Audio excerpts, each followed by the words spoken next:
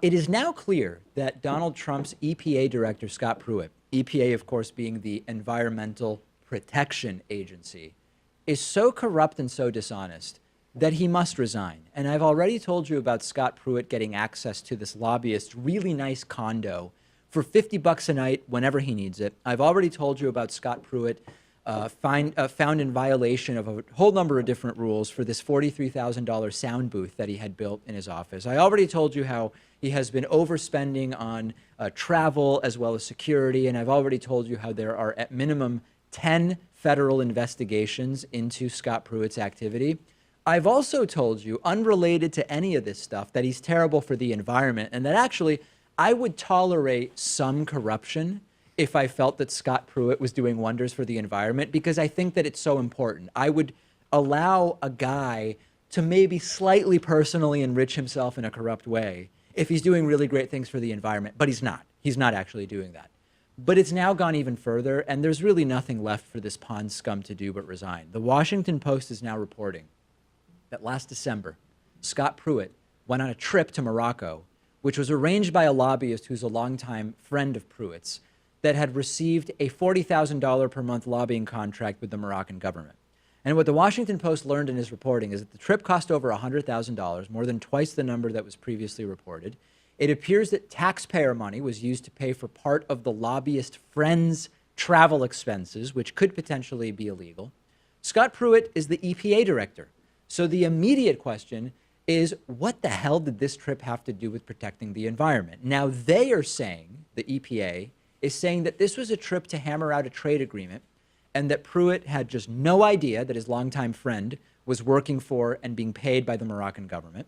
Actual ethics experts are being crystal clear that this is not common. It's not common that a lobbyist will be so involved in arranging travel for the head of a federal agency. And there were also a lot of last-minute schedule changes during the trip, which is unusual for secretary-level positions. Usually every detail of the trip is figured out at least weeks in advance. And the only thing that Scott Pruitt did that might even be tangentially related to his job as EPA director is when he was in Morocco, he visited a solar power research installation and he spent time promoting imports from the United States to Morocco of LNG, liquefied natural gas, which is insane. Why is the EPA director in Morocco shilling for private American natural gas companies? This is a guy that's got to go.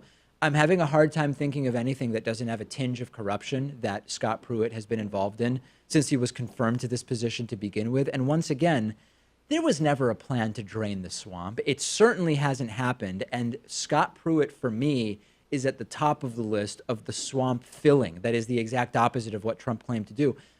Who am I, like, who is even close to rivaling Pruitt in terms of swamp filling?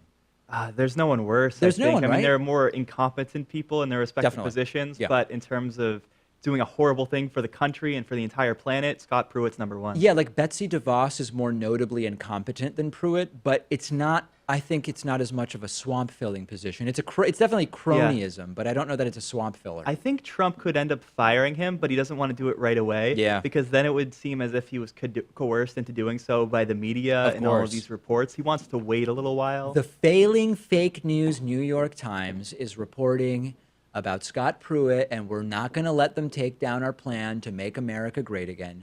Will anything come of this or the 10 federal investigations into Pruitt? Well, as Pat mentioned, maybe eventually Trump will sort of say, this is a good time for you to go.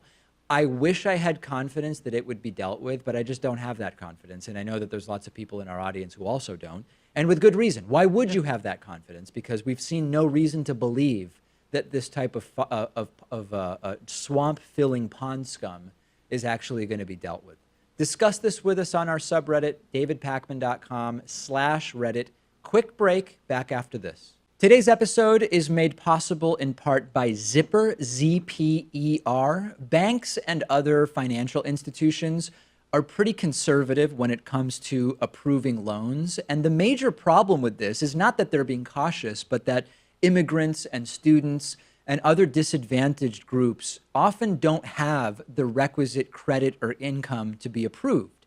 Zipper's goal is to use smart contract technology and their new cryptocurrency to provide a revolutionary method of funding transactions between borrowers and lenders worldwide, which would allow people with no or little credit to borrow currency through alternative forms of verifying creditworthiness on Zipper's blockchain.